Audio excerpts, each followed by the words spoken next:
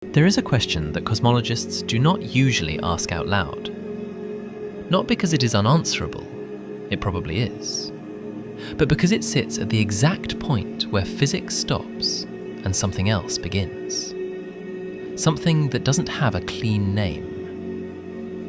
The question is this: if the universe ends, truly ends, and all information about its existence is erased, did it ever happen? Not, will it be remembered? We already know the answer to that. In the long run, no. Every mind will cease. Every record will dissolve. There will come a time so far from now that the phrase "far from now" becomes almost meaningless. A time when nothing is left that could remember anything. The deeper question is whether existence itself requires a witness. Whether reality is a property of matter and energy, something a universe has on its own, or whether it is a relationship, a conversation between the cosmos and the minds inside it. Because if it's the second one, if reality requires an observer to be real, then the universe, in erasing all its observers, will be reaching backward through time and undoing itself. And 50 videos into asking the biggest questions I know how to ask, questions about time and black holes and dark energy and the quantum nature of space-time, I think we have to go there. This is the last one. Let's make it count. Let's start with what we know. The universe is dying. Not dramatically, not all at once, but with the patient, indifferent certainty of a law that has never been broken. The second law of thermodynamics. Entropy increases. Always.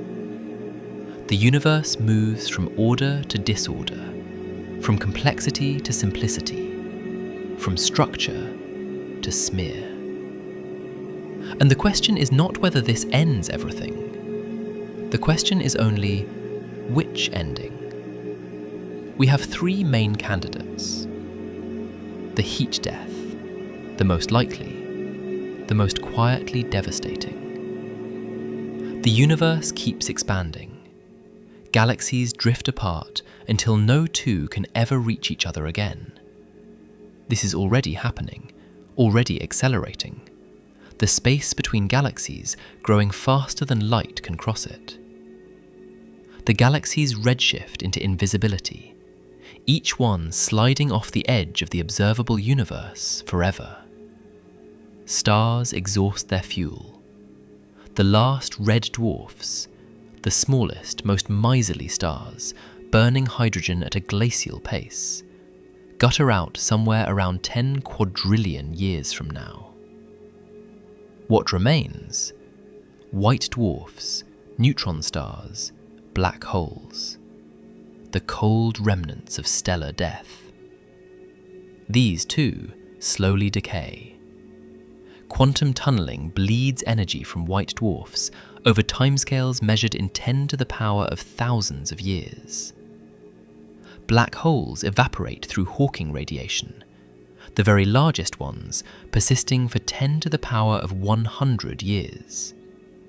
A number so large that writing it out would take more space than the observable universe. And then, nothing moves. Or rather, everything is still moving, technically. Every particle vibrates with whatever thermal energy remains. But every region of space has the same temperature, the same density, the same energy level as every other. There is nowhere for energy to flow.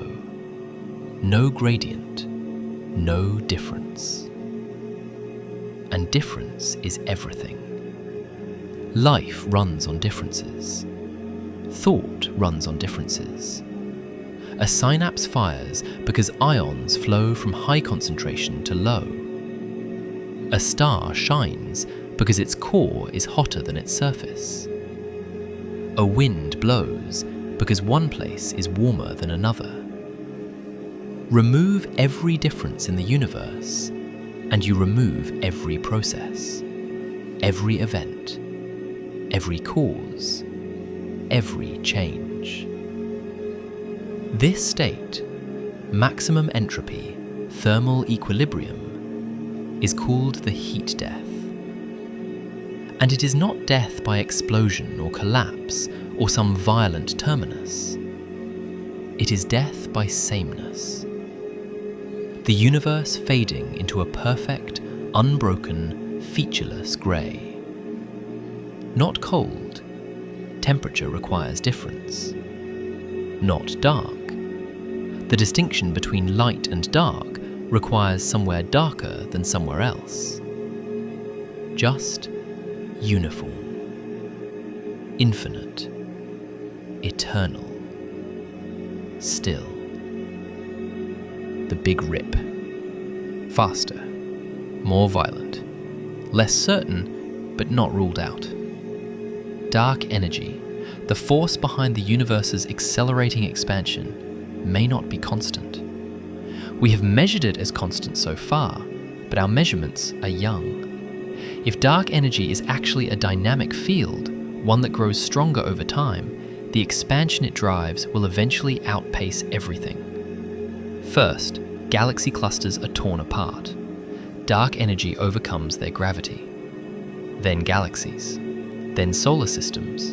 Then planets, their surfaces flying apart faster than rock can hold together. Then molecules, the bonds between atoms snapping.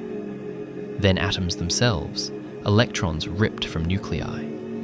Then, in the final instant, nuclei torn apart. In this scenario, the universe ends not with a whisper, but with the simultaneous, comprehensive destruction of every structure at every scale, all at once. The Big Rip does not come for each thing in turn, it comes for everything together. The estimated timeline, if it happens, approximately 200 billion years from now. Comfortably far, but the mechanisms are in motion today. Proton decay. The quiet dismantling of matter itself. Even in a universe that avoids the heat death and the Big Rip, even if the expansion settles, the black holes take their time, and the universe coasts gently forward, there is still this. Extensions of the standard model of particle physics predict that protons, the building blocks of atomic nuclei, are not permanently stable. They should decay, slowly, absurdly slowly, into lighter particles and radiation.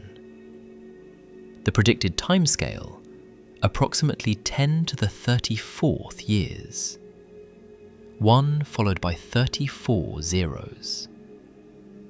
The current age of the universe is roughly 14 billion years. The proton decay timescale is 20 orders of magnitude longer than the age of the universe. We are talking about a duration so vast that the age of the universe from beginning to today is, by comparison, less than the blink of an eye within an eye within an eye. And yet, every proton, every neutron, every atom that ever formed, in supernovae and nebulae, in the oceans of young planets, in the cells of every organism that ever drew breath, eventually dissolves into a faint haze of electrons and photons. After proton decay, matter does not exist, not transformed into something else, not rearranged, gone. And here is where our question begins to get sharp. Because we have been talking about structures, stars, molecules, atoms. These dissolve. We accept that. Structure is impermanent. Everything built eventually unbecomes.